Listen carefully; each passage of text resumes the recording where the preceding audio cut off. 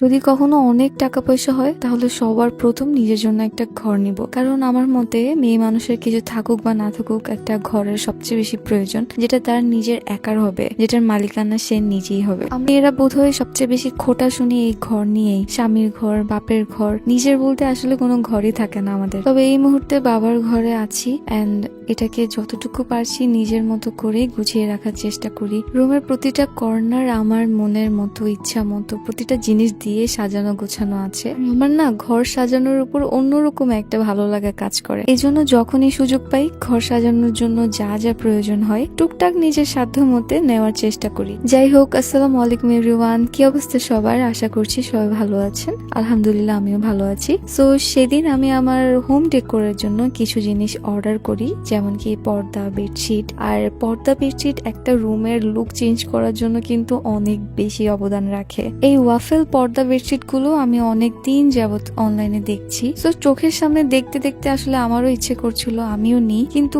কোত্থেকে নিব, কোন পেজ থেকে নিলে ভালো হবে, কোথায় একটু রিজনেবল প্রাইসের মধ্যে পাবো, সব মিলে চিন্তা ভাবনা করতে করতে আমার চোখের সামনে এ স্কয়ার হোম ডেকোর পেজটা আসে এন্ড আমি তাদের কাছ থেকে আসলে ফাইনালি অর্ডারটা করে ফেলি। আর পার্সেলটা খোলার পরে আমি লেগে যাই আমার রুম গুছানোর কাজে। এই যে অলরেডি কিন্তু আমি আমার রুম গুছিয়ে ফেলেছি, এটার অবস্থা খুবই খারাপ ছিল, যেটা দেখার মতো না, তাই আপনাদেরকে দেখাই নাই। তো এটা হচ্ছে আমি গুছাই ফেলছি, জাস্ট এখন বেডশিট এন্ড পর্দাগুলোকে চেঞ্জ করব। আর আপনারা আমার কাছে অনেকবারই আবদার করেছেন আমার রুমটাকে দেখানোর জন্য, তো ভাবলাম এই সুযোগে পুরো রুমটা আপনাদেরকে একটু দেখিয়ে দিই। আমার রুমটা অনেক ছোটখাটো একটা রুম, যেটাতে খুবই কম ফার্নিচার আছে। যেহেতু ছোট রুম তাই বেশি ফার্নিচার আসলে রাখা পসিবল হয় নাই, তো যতটুকু পেরেছি আমি আমার মতো করে সুন্দর করে গুছিয়ে রেখেছি। এন্ড গুছানোর পর আসলে অনেক সুন্দর লাগছে, যদিও এই গুছানো জিনিসটা বেশি দিন থাকবে না, কারণ ছোট বাচ্চার রুম বলে কথা। বাচ্চা আসলে ওয়াফার আমি দোনোজনই, কারণ ওর চাইতে সম্ভবত আমি আরো বেশি অগোছালো করে ফেলি, কারণ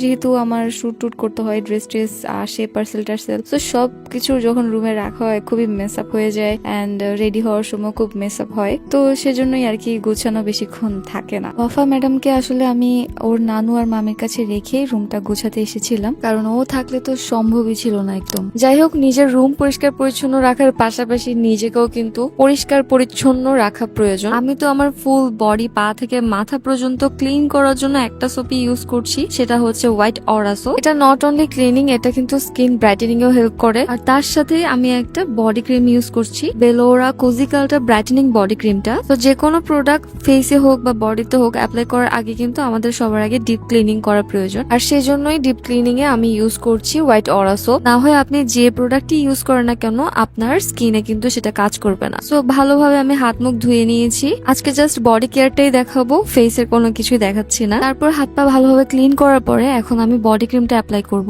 এই বডি ক্রিমটা কিন্তু বিএসটিআই অ্যাপ্রুভ, 100% সেফ একটা প্রোডাক্ট আমাদের বডির জন্য। যেহেতু এখানে কোনো হার্মফুল প্রোডাক্ট ইউজ করা হয় নাই, তাই আমরা ইনস্ট্যান্ট কোনো রেজাল্ট পাবো না এটা ইউজ করে। আমাদের অবশ্যই ধৈর্য ধরে মিনিমাম 1 মাস যাবত এই ক্রিমটা ইউজ করতে হবে ভালো একটা রেজাল্ট পাওয়ার জন্য। এটা আমাদের বডির ডার্ক স্পট রিমুভ করতে সাহায্য করবে, স্কিনকে সফট এন্ড ব্রাইট করতে হেল্প করবে। সো আমার দেখানো ভেলোরা কোজিকালটা ব্রাইটেনিং বডি ক্রিম আর হোয়াইট অরা সোপ আপনার কেউ যদি পারচেস করতে চান তাহলে অবশ্যই গেট শাইন থেকে পারচেস করে নেবেন। চলেন এবার রুমের বেডশিট আর কার্টেন গুলোকে চেঞ্জ করা যাক। আমার তো খুবই এক্সাইটেড লাগছিল রুমের নতুন একটা লুক দেখার জন্য। তারপর কাজে লেগে গেলাম, এক এক করে বালিশের কভার গুলোকে চেঞ্জ করছি, তারপর বেডশিটটাকে চেঞ্জ করে ফেলবো। টানা 2-3 ঘন্টার পরিশ্রমকে 2-3 মিনিটে কাটিং করে এডিট করে এত শর্ট ভিডিও বানানো হয় যে মনে হয় আরে কোনো কাজই তো করা হয় না এখানে, খুব ইজি। অথচ এগুলো করতে আমার অবস্থা খুবই খারাপ হয়ে গেছিল। যদিও আমি একটানা করি নাই, রেস্ট করে করেই করেছি। আর ওয়াফা তো ছিলই ডিস্টার্ব করার জন্য, তো ওকেও সময় দিয়েছি, কাজও করেছি। এরকম করতে করতে আসলে অনেক সময় লাগছে, যেটাকে আমি আসলে কাট করে করে আপনাদেরকে খুব সহজে দেখিয়ে দিলাম। যাই হোক, কথা বলতে বলতে আমি আমার বেডশিট, বালিশের কভার আর এক সাইডের পর্দাগুলো লাগিয়েছি, এখন আরেক পাশের পর্দাগুলো লাগাবো। আমি পুরো রুমটাকে কেমন লাগে একটা স্পেস লাইটের মাধ্যমে, ল্যাম্পশেটের মাধ্যমে, তারপর রুমের লাইটের মাধ্যমে, ইভেন পরের দিন সানলাইটেও কেমন দেখা যায় ওইটাও আমি ক্যাপচার করে এই ভিডিওতে অ্যাড করেছি, যাতে প্রত্যেকটা ওয়েতে আপনারা দেখতে পারেন। যাই হোক, আমার রুমটা ছোট হোক বা বড় হোক, যতটুকুই আছে আমার রিজিকে আমি এটা পেয়ে আলহামদুলিল্লাহ। আমি সর্বোচ্চ দিয়ে চেষ্টা করি আমার এই ছোটখাটো রুমটাকে অনেক সুন্দরভাবে সাজিয়ে গুছিয়ে রাখার, কারণ এটা এমন একটা জায়গা যেখানে আমি আমার সারাদিনের ক্লান্তিটাকে দূর করি। এটা হচ্ছে আমার শান্তির জায়গা, আর এখানে থাকিও আমি আমার আরেকটা শান্তিকে নিয়ে, যেটা হচ্ছে ওয়াফা।